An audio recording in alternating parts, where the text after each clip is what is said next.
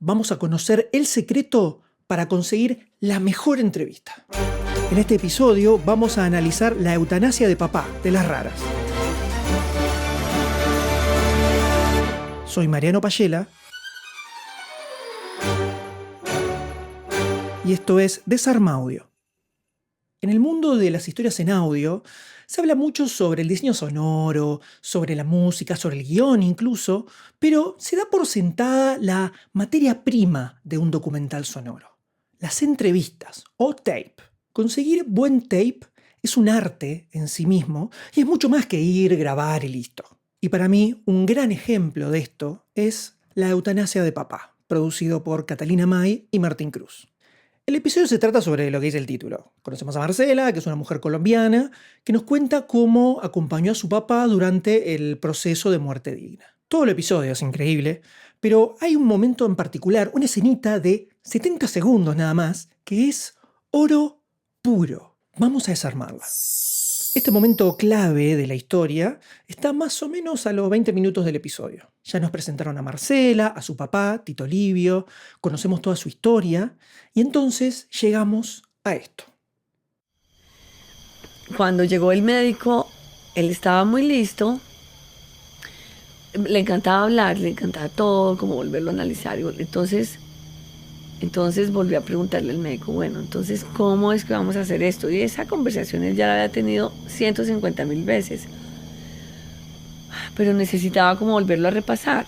Entonces él le decía, pues cuando usted esté listo, se va a recostar en su cama o donde quiera estar cómodo.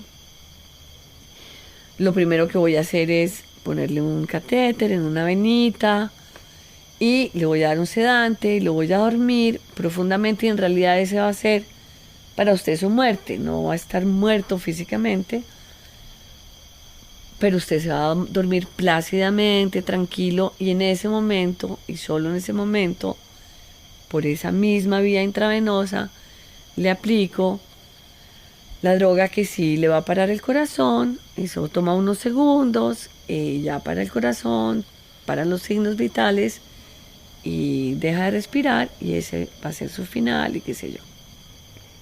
Una bomba atómica.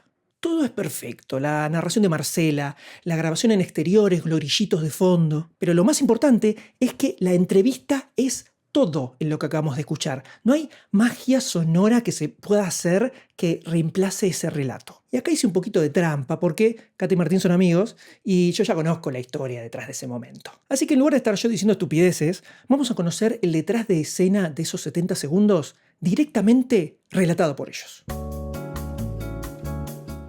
Nosotros empezamos a escribirle desde Santiago a esta mujer, Marcela Caldas, y ahí empezamos a hacer el vínculo con ella meses antes de entrevistarla, por mail. Bueno, y cuando fuimos a entrevistarla, fuimos a Bogotá, a su departamento, vivía en un departamento increíble, grabamos los textos de Tito Livio y estuvimos con Marcela en su departamento, almorzamos con ella, conocimos a su hija. Nos tomamos algún trago, algo como que rompimos el hielo en el fondo y generamos como el primer acercamiento. Pero también nos comentó que estaba este lugar, que era esta finca, que era muy querida para él y todo, y nosotros dijimos, si es que hay alguna posibilidad de ir a hacerlo allá, nosotros estaríamos encantados y sería muy hermoso poder ir a hacer las grabaciones allá. Exacto. Y ella dijo, vale, vamos, yo los llevo. Entonces nos llegamos tempranito en la mañana donde Marcela Caldas, nos subimos a su auto y partimos a la finca. Pero sí, eso fue clave, que nosotros preguntándole por su papá, lugares, cosas que podíamos hacer, ella mencionó la finca. Entonces, bueno, nos fuimos para allá y ese viaje fue largo, igual duró como 3 horas más o menos. Intenso el camino, me acuerdo, pasamos a comprar algunas frutas y verduras para llegar. Todo parte del sí, generando confianza. Exacto, entonces llegamos allá, llegamos a la finca que era hermosa y conocimos al hermano también y almorzamos ahí en la finca, hermosa. Todavía no nos sentábamos a hacerle ni una entrevista, habían pasado varias horas ya, pero siempre como con esa idea de que más hacia la tarde tal vez. Y incluso me acuerdo que ella durmió siesta, sí. Y como que pasó toda la tarde ahí en que... Yo me fui a grabar ahí ambiente. Martín se fue a grabar ambiente. Y de ahí nos juntamos como al atardecer. Al atardecer, pues al sunset. Y ahí en el Sunset hicimos todo el recorrido. Un recorrido. Todo el recorrido por la finca que grabamos y qué sé yo, esto antes de hacer la entrevista. Primero como una hora, no sé, de hacer eso. Sí. Y luego nos sentamos a hacer la entrevista debajo del árbol. Donde su papá estaba enterrado. Claro. Y ahí empezamos a hacer la entrevista, estuvimos como unos 40 minutos y ahí tuvimos que interrumpir porque empezó a sonar un reggaetón en un barsucho ahí de los alrededores. Y como estábamos empezando a entrar en la parte delicada, digamos, de la historia, con el reggaetón de fondo ni una posibilidad, así que paramos. Tuvimos que parar. Paramos. Y fue funa igual, porque nos habíamos sentado, ya estábamos en la mitad del ritual, ¿cachai? Entonces fue mala onda. Después cenamos. Después, claro, pasó el rato y comimos algo rico y ya estaba de noche y paró la música. De haber sido las 10 de la noche.